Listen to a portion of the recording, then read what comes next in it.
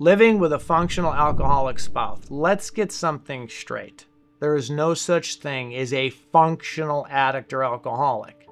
People use that term because they still have a job, or they still have a house, or they still have a car, or they're married, they have kids. They have more assets and or material things than maybe the homeless person.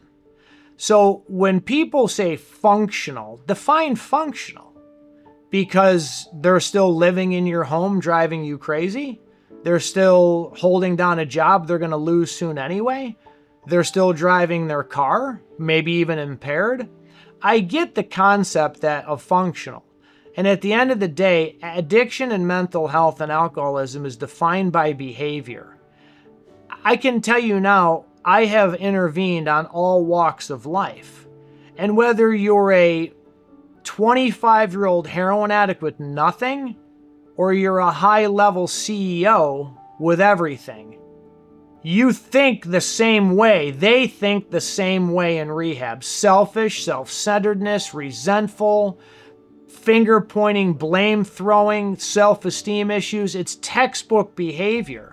You know, there's an old saying, they have them from Yale to jail, Park Avenue to park benches, people who have $1 million and people who owe $1 million, and everyone in between. Do not define your loved one as functional, because what you do then is you think they're not as bad as the next person.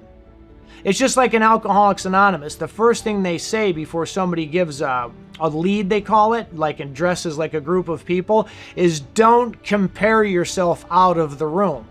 Because a lot of people think, well, my husband or my wife is functional. They're still doing this, they're still doing that. If you're watching this video and you're on our website and you're who cares if they still have a job? The behaviors are destroying you.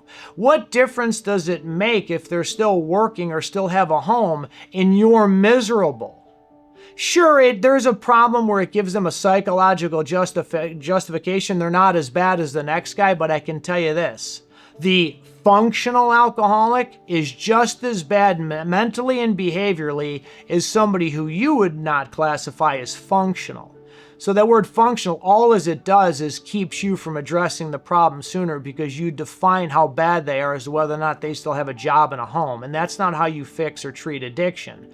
You have to address the behaviors. And when you address the behaviors, you address the problem. Thinking that they're not as bad because they still have some things that maybe some other people do not have is not a way to define or assess a problem.